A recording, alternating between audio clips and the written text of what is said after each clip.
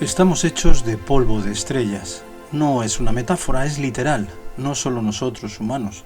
Cualquier ser u objeto que percibamos a través de los sentidos antes estuvo en el corazón de una estrella que murió hace miles de millones de años y dispersó por el espacio la materia que había forjado en su hirviente núcleo. Las nubes y las montañas, la taza en la que bebe el café cada mañana, el tren que le lleva al trabajo, el gato o el perro que acuden a recibirle cuando regresa a su hogar, y sí, también los ojos con los que sus hijos le miran. Todo cuanto existe, todo comparte un mismo origen, forma parte de una misma historia.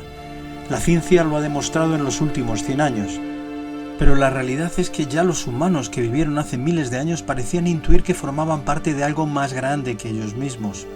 Por eso, en el inabarcable cielo nocturno, cultura tras cultura, buscó las respuestas para esos misterios, para cada uno de los secretos más profundos que determinaban su existencia y siguen marcando también la nuestra.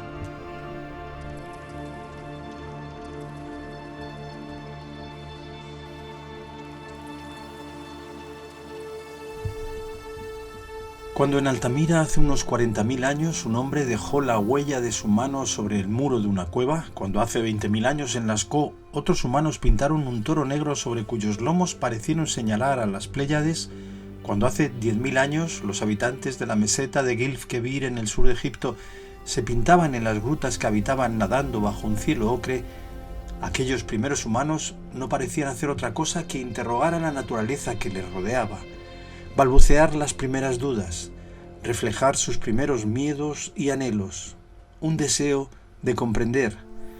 Las historias que comenzaron a contarse junto al fuego, bajo las estrellas, los símbolos que imaginaron, los relatos que compartieron, no eran sino los primeros intentos de responder a una pregunta gigantesca, una pregunta tan antigua como la propia humanidad, porque a lo largo de la historia los hombres han recorrido y poblado todo el orbe, pero sus ideas han llegado aún más lejos. Las cosmologías que fueron construyendo desde los orígenes lo demuestran. Cosmologías que buscaban la respuesta a una pregunta que todavía seguimos formulándonos hoy. ¿Qué es todo esto que me rodea y quién soy yo?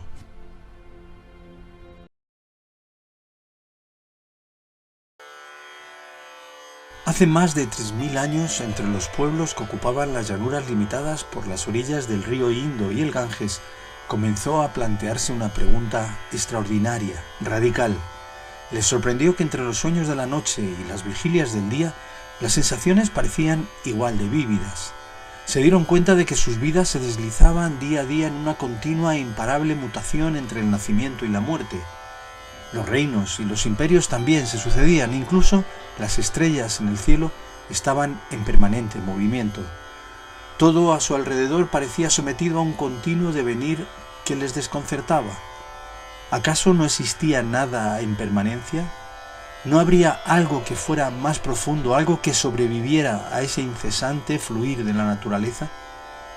Todo cambiaba, nada permanecía, pero lo que no permanece, pensaron, no podía ser la realidad última. ¿Dónde estaba entonces lo real, lo esencial? Vivir en un mundo tan mutable les llevó a una conclusión.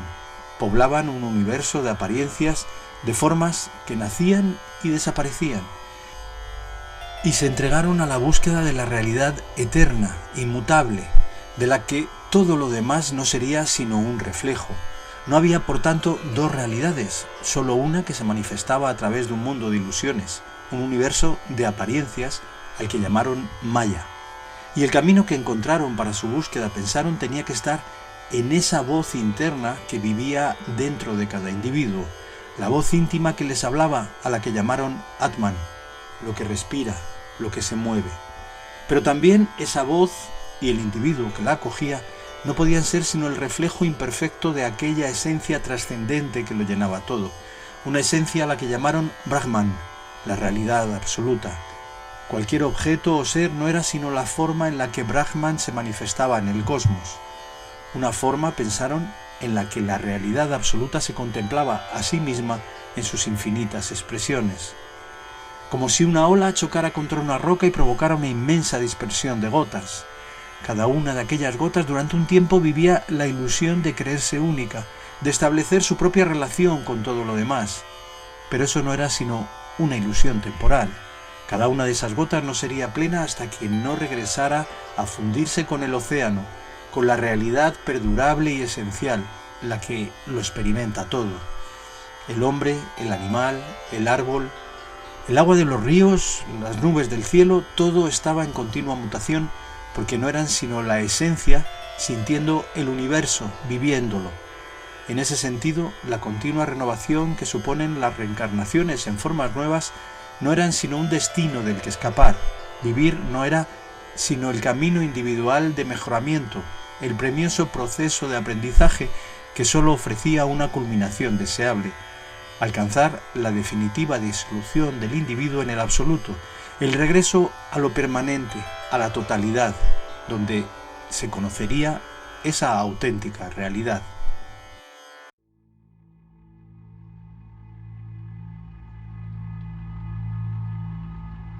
Si los pueblos de las llanuras entre el Indo y el Ganges habían llegado a la conclusión de que todo lo externo era ilusorio, transitorio, y buscaron la realidad esencial mirando hacia su interior, bajo el mismo cielo, unos miles de kilómetros más al oeste, también en unas llanuras cercadas por dos ríos, el Tigris y el Éufrates, otros pueblos se preguntaban por la esencia de la naturaleza mirando no hacia su interior, sino hacia afuera.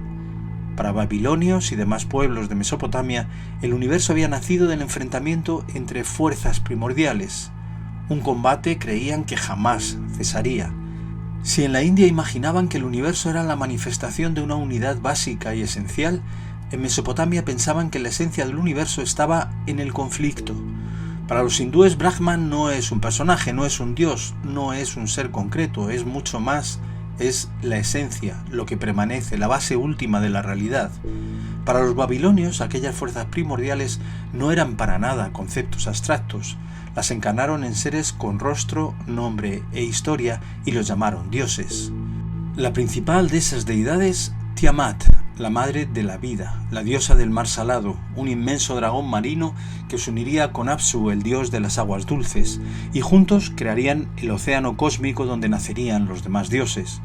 Una idea de la creación, lo femenino frente a lo masculino, las aguas saladas frente a las aguas dulces, la calma frente a la tormenta, en la que todas las dualidades esenciales estaban en luchas interminables que acabarían dando lugar al caos que ellos creían que regía el universo. Los mesopotámicos, sin embargo, cuando miraban al cielo no lo hacían pensando que allí estaba el hogar de todos esos dioses, más bien veían en el firmamento la pantalla desde la que les hablaban. Allí, pensaba, eran donde escribían sus designios para el futuro de la humanidad. Por eso en Babilonia surgieron los mejores astrónomos de la antigüedad. Con paciencia infinita apuntaban cada cambio que veían, el movimiento de estrellas, las eclipses, el paso de planetas, cometas y estrellas fugaces. ¿Qué intentaban decirle los dioses con cada señal? Era lo que se preguntaban.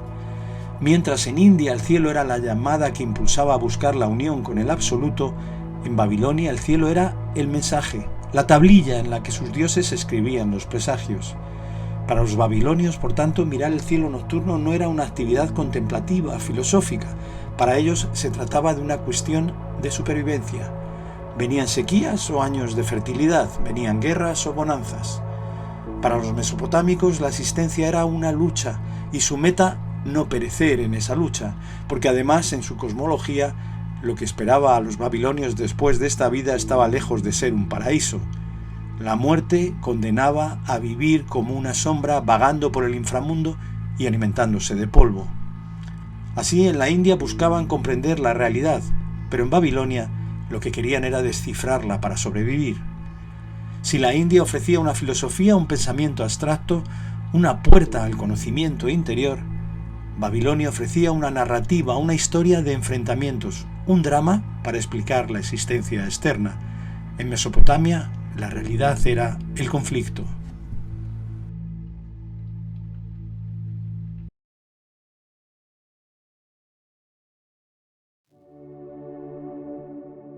Si a orillas del Ganges la vida era la búsqueda de lo permanente, Y si a orillas del Tigris y el Éufrates el mandato principal de la existencia era encontrar la forma de contener el caos, para los egipcios que vivían bajo ese mismo cielo todo era orden y el deber de los hombres era preservar ese orden. Y en eso tenía mucho que ver precisamente otro río, el Nilo, el compás que marcaba ese ritmo con cadencia en el que creían tan firmemente. Cada año el río crecía y traía vida. Cada año retrocedía y cumplía el ciclo. Todo estaba en permanente equilibrio. Para entender la cosmovisión egipcia, la diosa más importante, aunque está lejos de figurar entre las más conocidas, es la guardiana del equilibrio y la armonía en el universo, Maat, la diosa de la pluma de avestruz precursora de Arete, la armonía helénica, y también de la virtud, de la que tanto hablará el judeocristianismo. Maat y el peso de su pluma eran quienes acababan por decidir, al pesar el corazón de cada egipcio, si el muerto debía partir hacia la vida eterna o ser devorado en las fauces de Ammit. El propio gran dios egipcio Ra, en su interminable viaje por los cielos, al atravesar cada noche el inframundo, contaba con la ayuda de Maat para enfrentarse y superar a Apophis, la gran serpiente. Metáfora clave en esta civilización, cada amanecer, cuando Ra aparecía levantándose sobre el horizonte, anunciaba de nuevo que el orden había vencido al caos. Maat, como encarnación de ese orden, imponía a los egipcios una ley y un deber: vivir por el equilibrio, mantener la justicia y buscar la verdad. Todo eso era mucho más que un buen comportamiento ciudadano. Eran la forma de colaborar con el cosmos y prevenir el regreso al caos primigenio del mundo. El faraón mismo era contemplado como el garante de Maat en el mundo terrenal. Él debía hacer todo por preservar el equilibrio, porque sólo así el mundo se mantenía unido y sobrevivía. Es decir, mientras en su búsqueda de unión con el absoluto los hindúes podían incluso retirarse del mundo y sus distracciones, y los babilonios luchaban contra él por sobrevivir, la llamada de los egipcios era la de colaborar con ese mundo, con mantener su equilibrio. Quien no cumplía con esta obligación sería al final juzgado y condenado por Maat y su pluma de avestruz a caer en el poder de Amit y Apophis, atávicas representaciones del castigo que llegaba cuando se rompía el orden. Para los egipcios el universo no necesitaba ser comprendido ni conquistado, necesitaba sobre todo seguir funcionando, y para ello creían la colaboración de cada ser resultaba esencial.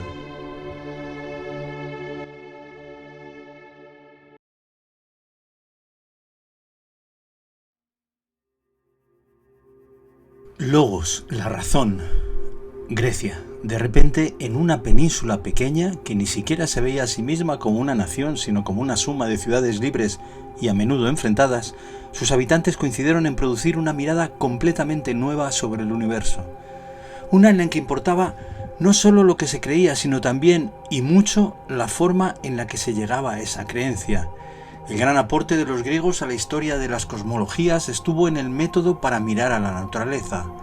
Las creencias tenían que llegar con pruebas. Su universo se regía con una nueva vara de medir, el principio racional. Creer no bastaba, los misterios, se dijeron, tenían que ser analizados desde la razón, que debía ser la llave para acceder a ellos. Así, las preguntas y las respuestas que otros habían planteado antes resurgieron, pero bajo una mirada nueva. Como los hindúes, algunos griegos también pensaron que tras el mundo cambiante debía existir una realidad más profunda. Otros, como los babilonios, llegaron a la conclusión de que el movimiento era la esencia misma de las cosas. Y como los egipcios, también algunos griegos concluyeron que era la armonía la que regía el universo. En lo que diferían era en la exigencia que ponían para llegar a esas creencias. Para ellos, el diálogo, la búsqueda de la demostración racional, era el único camino hacia la verdad. Si se quiere, el método de alguna manera estaba por encima de la creencia. Logos, la razón, era la vara de medir que se exigía usar para llegar a cualquier conclusión. Ese fue su gran aporte, uno que ha marcado el camino de la humanidad desde entonces, el camino de la ciencia. Pero la herramienta de la razón no era en sí la respuesta al misterio, podía haber más de un camino, incluso algunos contrapuestos, que el diálogo abriera correctamente. El error, por tanto, no estaba en las ideas iniciales o en las conclusiones, sino en la falta de lógica en su desarrollo. Así, mientras una escuela de pensamiento observaba en el movimiento de los ríos, o en la sucesión de los reinos, o en el envejecimiento de los hombres la prueba de que nada permanece, otra escuela aseguraba lo contrario. nada cambia. El cambio no es sino una ilusión porque nada puede dejar de ser lo que ya es. Otros, buscando la realidad última, descubrían que la música en su composición obedecía a relaciones matemáticas y dedujeron que las entrañas del universo estaban escritas en el lenguaje de los números. Otros argumentaron que el mundo que percibimos no es sino la proyección, las sombras del mundo real. E incluso hubo quien dio la espalda al mundo de las ideas y bajó a lo concreto, a la naturaleza, a clasificar los seres, los fenómenos, todo lo que se manifestaba en ella, porque pensaron que si el universo podía comprenderse, tenía que ser a través de su observación y clasificación. La ciencia tendría que sortear muchas dificultades en los siglos siguientes, el regreso triunfal de mitos y ocultismos, pero la puerta del logos ya estaba abierta y resultaría imposible cerrarla por completo.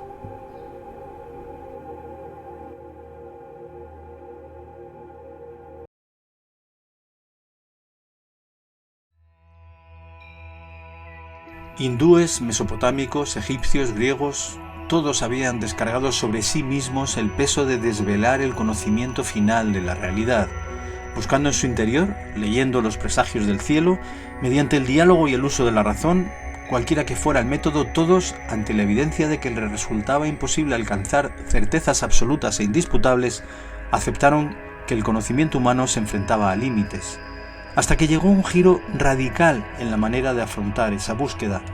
Algunos creyeron encontrar una vía de escape a la incertidumbre. Las respuestas esenciales, pensaron, no estaban en el dominio humano. La verdad solo podía llegar como una revelación. Si el conocimiento dejaba de estar en manos del hombre, un ser falible, la verdad también dejaría de ser cuestionada. Una idea original que a sus seguidores les pareció irresistible, pero con la que no se pudieron evitar nuevas preguntas. ¿Quién hacía esa revelación definitiva? Su respuesta, el único que podía saberlo todo, el propio creador de la realidad.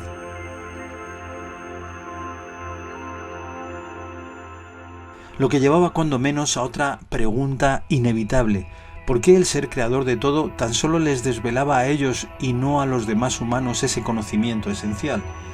La respuesta resultó una de gran calado, aunque también podría ser declarada como sesgada, porque quienes recibían el conocimiento eran, entre todos los humanos, los elegidos por ese propio ser omnipresente y todopoderoso. Esa idea germinó primero en un pequeño pueblo que había vivido esclavo en Babilonia durante décadas, un tiempo en el que bebieron de las creencias de sus señores y bajo cuya inspiración comenzaron a escribir su propia cosmología. La fórmula de la revelación resultaría un éxito y en los siglos siguientes, con modificaciones y adaptaciones, se extendería por buena parte del resto del mundo. Si en la India la pregunta era ¿qué es lo real?, si en Grecia se había abrazado la incertidumbre como inevitable y necesaria hermana de la razón, entre los hebreos la revelación abrió la puerta por primera vez en la historia de los hombres a la certeza absoluta. ¿Cómo saber que algo es real?, se preguntaban los griegos. Porque Dios lo ha dicho, era y seguiría siendo la respuesta en los siglos posteriores en el Mediterráneo monoteísta. Es decir, de la búsqueda se pasaba a la certeza, de la duda a la fe. Una fe que señalaba al no creyente como gentil o después como hereje o impío. Y es que la fe, al contrario que la razón, desdeñaba la necesidad de pruebas. Es más, dudar significaba quebrar la totalidad de la propuesta, por lo que a menudo fue perseguida. La cosmogonía hebrea, heredada en buena medida por el cristianismo y el islam, dejaba poco a la interpretación. Solo había un Dios, el Creador, y su palabra era ley. Pero aún tuvo que darse un paso para que esas cosmogonías reveladas triunfaran por completo: su unión con el poder civil. La verdad absoluta que había sido revelada a unos hombres que pasaron a poseerla se unió al poder, lo que abrió de par en par las puertas para la primacía de la fe sobre la razón en todo Occidente. Muchos siglos después, la tensión entre la razón y la revelación volvería a cobrar fuerza. Pensadores como Nietzsche cuestionarían la idea misma de la verdad garantizada por la autoridad divina y reclamarían el regreso de la duda como herramienta para enfrentarse al mundo. Un pulso entre cosmologías que está lejos de haber acabado.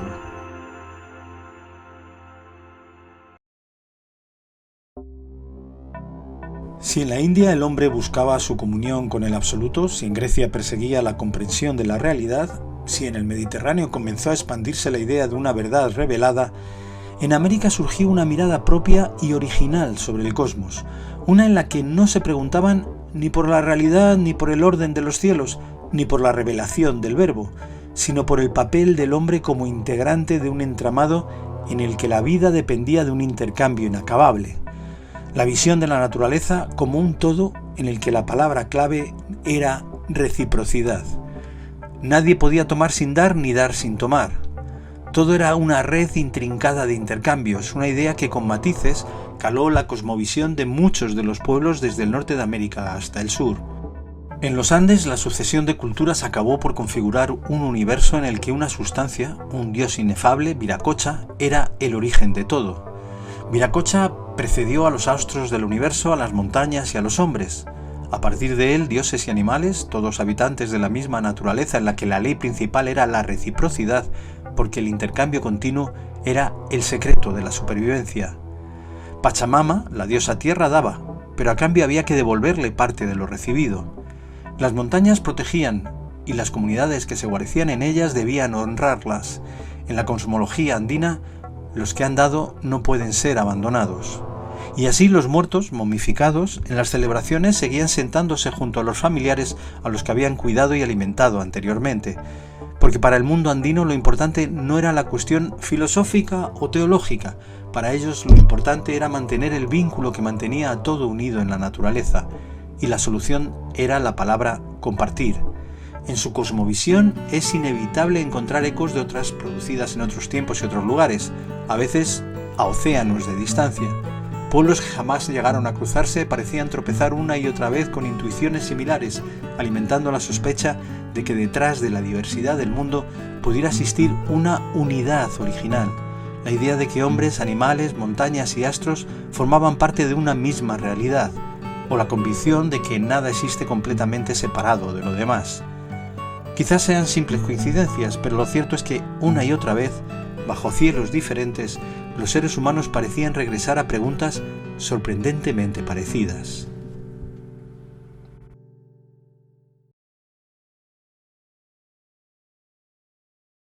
El racionalismo europeo acabó llegando a una frase clave en el pensamiento occidental: pienso, luego existo.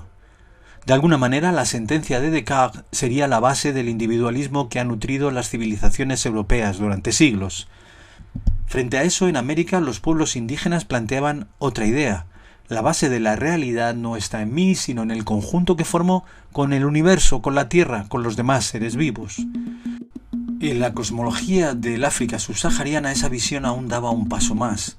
Para sus habitantes, no es el individuo la base a partir de la que se crea la comunidad. Ellos pensaban, por contra, que la comunidad es lo primario, es decir, el hombre existe porque pertenece a una comunidad. La clave para millones de africanos estaba en esta frase: yo soy porque nosotros somos, un concepto resumido en una palabra: Ubuntu. Nacida entre los pueblos sudafricanos, esta filosofía ha empapado, sin embargo, mucho más allá de las tierras zulú y bantú. En el Golfo de Guinea, por ejemplo, los yoruba ancestralmente han dicho: existo porque pertenezco. Pertenezco a una familia, a un clan, a un pueblo, pero también a una cadena de antepasados en la que ocupo un lugar como heredero y como responsable de pasar su herencia, incluso porque pertenezco a una tierra. Es decir, en África la realidad es la comunidad y la pregunta no es ¿quién soy yo?, sino ¿de quién formo parte? Como los hombres, los dioses nacidos en las comunidades subsaharianas estaban unidos a una misma red de relaciones. Para los yoruba, por ejemplo, el universo había sido creado por Olodumare, pero el dios supremo no estaba aislado, al contrario, toda una familia de dioses menores, los orisas, intermediaban entre Olodumare y los hombres y las fuerzas que regían la naturaleza. Unas fuerzas, mar, montaña, ríos, tormentas, caminos, incluso la fertilidad, que no eran sino expresiones de un mundo espiritual. Pero el sentido de pertenencia iba más allá de la propia vida, porque el pasado y el futuro tenían eco en el presente.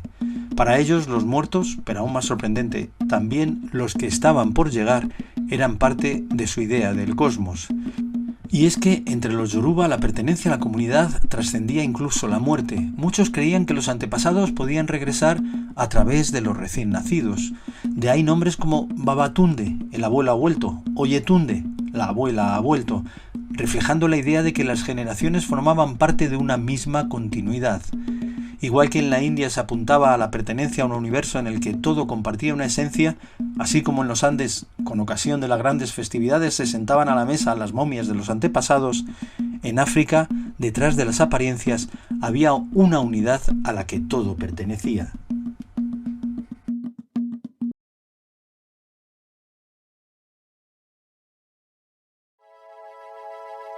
Siglos antes de que la ciencia nos mostrara que todo lo que existe es manifestación de la energía que puso en marcha el universo, hombres y mujeres de las sucesivas culturas han sentido que formaban parte de algo más grande que ellos, algo que empapaba todo y que llenaba pasado y futuro.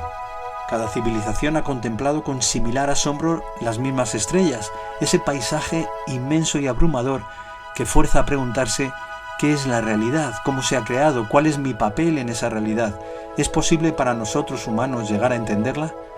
No es extraño encontrar ecos, por tanto, en muchas de las respuestas.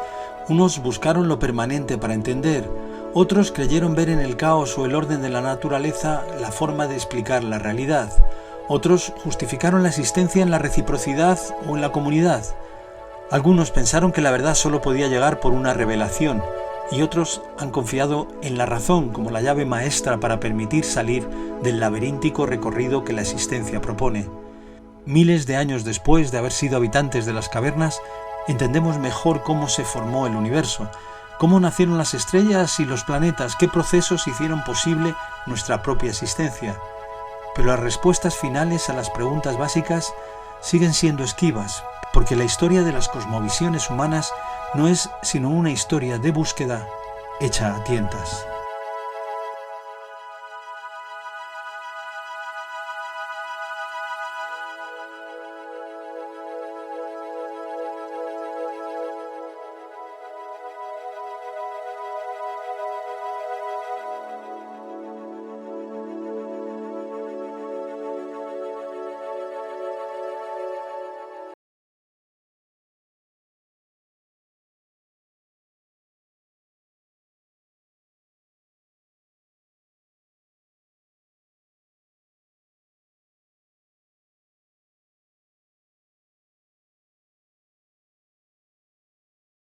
Porque la historia de las cosmovisiones humanas no es sino una historia de búsqueda hecha a tientas.